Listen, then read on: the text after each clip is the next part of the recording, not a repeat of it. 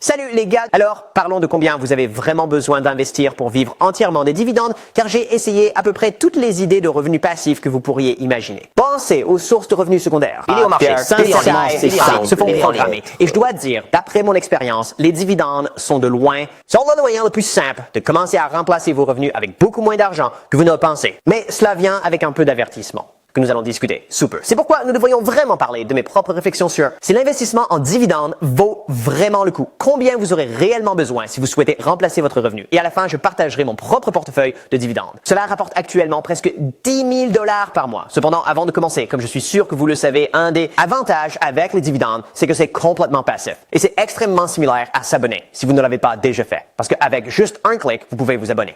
Clic, vous aurez accès à 3 nouvelles vidéos chaque semaine. Et comme un merci de le faire, je ferai de mon mieux pour répondre à autant de commentaires que possible. Alors merci beaucoup à vous tous et un grand merci également à Publicom pour avoir sponsorisé cette vidéo. Mais plus à ce sujet plus tard. D'accord, d'abord nous devons parler des bases, car pour ceux qui ne le savent pas, chaque fois que vous achetez une action, cela vous donne droit à une partie des bénéfices de cette entreprise. Les bénéfices, et parfois ces bénéfices, sont distribués régulièrement sous forme de dividendes. Cela est pris comme un montant fixe que chaque action verse sur une base trimestrielle. La base et son pourcentage se basent sur le prix auquel l'action se négocie actuellement. Donc si une action verse 5 $ par an et qu'elle se négocie à 100 $, ce qui représente un rendement de 5%, et à cause de cela, le rendement du dividende pourrait augmenter ou diminuer. Plus bas selon le prix auquel l'action est échangée. Se négocie pour. Bien sûr, toutes les entreprises ne versent pas de dividendes. Et on pense généralement que les entreprises ne versent des dividendes que lorsqu'elles ne peuvent pas obtenir un meilleur rendement en réinvestissant leur capital dans leurs opérations. Ce qui ne peut pas être vrai, mais en général, lorsque vous recevez un dividende, ils varieront généralement entre 1% de 1 à 10% selon l'entreprise. Ce sera probablement l'une des sources de revenus passifs les plus faciles que vous aurez jamais dans votre vie. L'avantage d'un point de vue d'investissement, c'est que cela vous offre un flux de trésorerie prévisible régulièrement sans avoir à vendre des actions, ce qui vous donne plus d'argent pour acheter encore plus d'investissements. Comme cette très cool 500 de 1934, billet de banque. Cependant, quand il s'agit de faire cela, il y a des avantages et des inconvénients à prendre en compte. Et quant à mes propres stratégies pour remplacer votre revenu, voici ce que je pense que commencer avec les dividendes est amusant car on a l'impression de recevoir cette magie d'Internet. Un peu comme ça. D'accord, je laisse la magie à l'expert. Dans le grand tableau, cependant, sur un côté positif, j'aime les dividendes parce qu'ils sont quelque peu isolés pour moi. Le marché. Comme nous l'avons tous vu l'année dernière, le marché peut être un désordre, mais les dividendes sont beaucoup plus prévisibles. Pour la plupart, vous savez que vous allez recevoir le même montant de dividendes, que le prix de l'action soit de 20 ou 40 $. Et pour quelqu'un qui s'attend à un flux de trésorerie constant, cela aide à lisser les fluctuations du marché. Deuxièmement, les paiements de dividendes sont également beaucoup moins volatiles que les prix des actions. Par exemple, le dividende SimpliSafe. Il a été souligné que de 1900 à 2018, les paiements de dividendes restent assez constants avec une variance moyenne de plus ou moins 10% pendant les baisses de marché. Quand vous comparez cela à quelque chose comme le S&P 500, vous verrez rapidement qu'il y a beaucoup plus de volume. Et pour quelqu'un qui attend un flux de trésorerie constant, cela compte beaucoup. Cela aide également que les entreprises versant des dividendes tendent à être beaucoup plus grandes, plus matures et ont priorisé la stabilité. Ainsi, vous détiendriez des entreprises qui existent depuis beaucoup plus longtemps que. Troisièmement, pendant les récessions, les paiements de dividendes peuvent parfois augmenter. Pour simplifier, les dividendes résistent. Comme souligné lors de 3 des récessions mentionnées, les dividendes versés aux investisseurs ont réellement augmenté, y compris un bond de 46% pendant la première récession après la Seconde Guerre mondiale.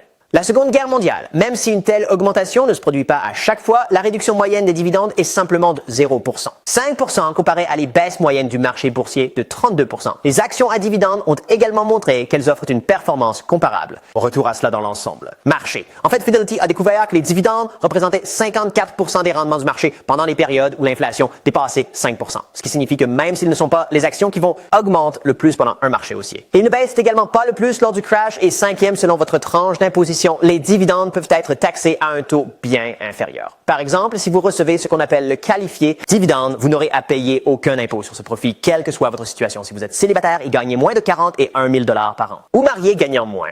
83 000 $ par an. Même au-delà de ce montant, certains dividendes seront imposés comme des plus-values à long terme, ce qui est nettement moins que ce que vous auriez à payer comme revenu ordinaire. Mais il y a aussi quelques inconvénients importants à prendre en compte. Territoire comme numéro 1, les dividendes ne sont pas garantis. Même si les entreprises essaient généralement d'éviter de couper ou de réduire les dividendes, cela arrive. Et parce que les dividendes reflètent généralement le profit de l'entreprise, en cas de baisse, ils peuvent choisir d'arrêter la planche à billets jusqu'à ce que les conditions s'améliorent. Preuve. Deuxièmement, versement de dividendes ne signifie rien lorsque la valeur de la société diminue. Dans ce cas, gagner un dividende de 5% pourrait en réalité vous faire perdre de l'argent si le prix de l'action chute d'environ 30%. Et ceci est un exemple qui se produit tout le temps. le temps. Regardez simplement 3M, qui verse actuellement un dividende de 5,6%, mais qui a perdu plus de 55% de sa valeur au cours des 5 dernières années à cause de pertes continues. Et bien sûr, il y a une chance que le prix des actions se redresse pendant que vous vous détendez et collectez tous les flux de trésorerie supplémentaires. Mais il y a aussi une chance que cela ne se produise pas. Cela peut arriver et cela doit être pris en compte. Le troisième, même s'il peut y avoir certains avantages fiscaux, il pourrait également y avoir certains inconvénients fiscaux. Voyez, contrairement à l'achat d'une action et à la taxation uniquement lors de la vente, les dividendes sont imposés dès que vous les recevez. Et selon votre tranche d'imposition, cela pourrait représenter un prix réduit de 20% ou plus. Sans oublier que, d'une certaine manière, les dividendes sont même taxés 2 fois. Une fois au niveau de l'entreprise comme bénéfice et ensuite une fois de plus lorsque vous les recevez. Donc ils ne sont pas exactement les plus efficaces d'un point de vue fiscal. Et quatrièmement, les dividendes pourraient tout simplement être un. Dans ce cas, 2 économistes bien connus ont argumenté. Si un investisseur a besoin d'argent, tout ce qu'il faut vraiment faire, c'est vendre l'action et les dividendes n'ajoutent en réalité aucune valeur supplémentaire à l'entreprise elle-même. Ce serait un peu comme dire, au lieu de recevoir un dividende de 2%, le prix de l'action augmenterait simplement de 2% supplémentaire. Tandis que dans les deux scénarios, votre valeur reste exactement la même. Cependant, dans le grand schéma des choses, je pense qu'il y a des avantages majeurs pour quiconque cherche à remplacer leur revenu avec cette stratégie. Donc, quant à comment faire cela ainsi que mon propre portefeuille, voici ce que vous devez savoir. Avant de nous lancer là-dedans, quand il s'agit d'investir, il est important de disposer du maximum d'informations possible. Même pour moi, je passe des heures à éplucher les rapports les plus obscurs, juste pour découvrir quelques nouveaux détails à prendre en compte. C'est pourquoi il est crucial d'utiliser une plateforme qui vous donne accès à tout le outils et informations dont vous avez besoin pour prendre des décisions d'investissement éclairées, comme notre sponsor Public.com. Pour ceux qui ne le savent pas, Public est la seule plateforme d'investissement qui vous permet d'acheter, de posséder ou vendre une large gamme d'options à un seul endroit, des actions ETF, investissements alternatifs fractionnés, œuvres d'art, objets de collection et même des trésors, ce qui vous donne l'opportunité de gagner un retour fixe à des taux compétitifs. Cela signifie que Public chez Inc. pour construire un portefeuille diversifié. Ça se satellite si, det se sitter dashboard ce que vous voulez. Comme suivre combien de véhicules d'un modèle spécifique Tesla a livré cette année.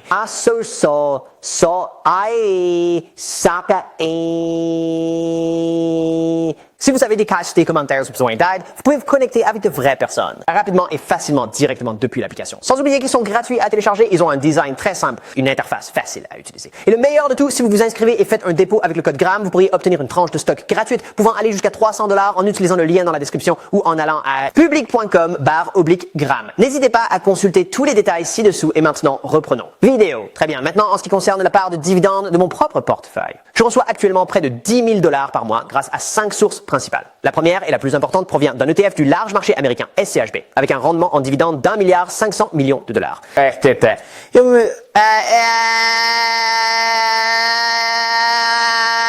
Aux actions plus petites que le S&P 500, bien que pas de beaucoup puisque les deux sont pondérés par capitalisation boursière, ce qui signifie que les plus grandes entreprises constituent toujours l'essentiel de cet investissement. Si vous avez plus de $3,800,000 investis ici, cela représente un rendement en dividendes d'environ $5,000 par mois. Deuxièmement, en plus de cela, j'ai également une participation internationale. HF avec un rendement en dividendes de 2,65%. Sachez que ce fonds inclut des actions de grandes et moyennes entreprises de pays développés hors des États-Unis, incluant Nestlé, Samsung, Shell et Toyota. Avec une centaine d'autres personnes, je l'utilise personnellement comme un moyen d'obtenir de la diversification en dehors des États-Unis, puisque j'ai presque $1 million investis ici. Cela ajoute $2,000 supplémentaires par mois. En plus de cela, j'ai également une variété avec des actions individuelles que je détiens à côté, pour satisfaire mon besoin de sentir que je pourrais d'une manière ou d'une autre battre le marché. Cela porte mon total à environ $9,400. Il se termine chaque fin de mois ou environ $112,000 par an, quelle que soit la situation. Mais en ce qui concerne combien vous devez vivre entièrement des dividendes. Voici le calcul complet. Pour commencer, tout dépend de combien vous avez besoin. Après tout, la personne vivant dans un penthouse de luxe à New York va mener une vie très différente de celle qui préfère vivre hors réseau et profiter du confort d'une maison. Une petite maison dans le Montana, cela dépendra donc de vos dépenses. Mais puisque le retraité moyen dépense $50,000 par an, nous irons avec cela comme base. Le deuxième, en ce qui concerne les dividendes, vous ne voulez pas nécessairement opter pour l'action qui offre le rendement le plus élevé. Vous n'envisagerez pas. Et c'est ce qui nous amène au saint graal du revenu passif, l'aristocratie des dividendes. Il s'agit d'un groupe de 65 entreprises du S&P 500. avec plus de 25 ans d'augmentation consécutive des dividendes et sélectionnés en fonction de leur taille, croissance et capacité à continuer d'augmenter leur... En fait, au cours des 20 dernières années, il n'y a eu que 2 années de croissance négative, à la fois en 2008 et une autre en 2018. Au-delà de cela, les aristocrates du dividende ont continué à développer au-delà de la moyenne grâce à leur constance. De plus, une bonne partie de ces entreprises surperforment. Le marché, pendant les récessions, et même s'ils peuvent certainement baisser avec tout le reste, sinon ils ont tendance à baisser beaucoup moins. C'est généralement parce qu'il est théorisé que les entreprises versant des dividendes se concentrent davantage sur la trésorerie, elles sont plus sélectives dans leurs dépenses et elles sont prêtes pour récompenser leurs actionnaires dans le processus. Comme vous pouvez voir, les aristocrates des dividendes ont tendance à verser entre 0,3% le plus bas et 5,3% le plus élevé, avec la plupart entre 2 et 3%. Cela signifie que si vous prenez un panier de ces actions moyenne de rendement de 3%, vous auriez besoin d'un 1 670 000 € investis pour remplacer le revenu moyen de 50 000 € par an. Si on détaille encore plus, vous pourriez potentiellement y parvenir en investissant 5 000 € par an sur 40 ans, tout en réinvestissant 1 000 € par an. investir avec des dividendes.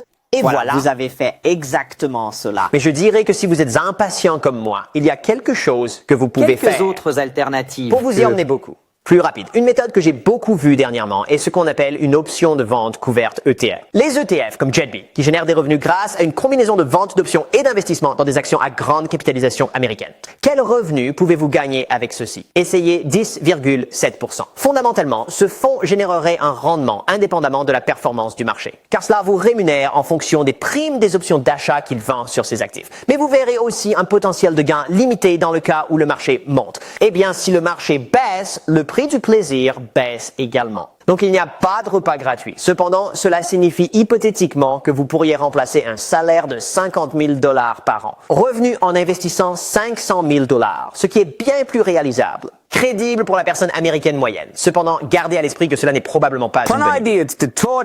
Quelque chose comme un appel de fonds indiciel. Puisque leur objectif est uniquement de générer des revenus le plus rapidement possible, et à long terme, vous risquez de sous-performer considérablement par rapport au marché global, ou finir par perdre une partie de votre capital initial. Donc en réalité, ce serait probablement beaucoup plus intelligent de les prendre. Une approche beaucoup plus diversifiée si vous comptez le faire, ce qui va vous coûter 3 fois plus. De mon point de vue, cependant, en fin de compte, vous devez juste réaliser que l'argent n'est pas gratuit et même si vous recevez un dividende, cela provient réellement du flux de trésorerie de l'entreprise qui n'est pas réinvesti pour faire croître l'entreprise.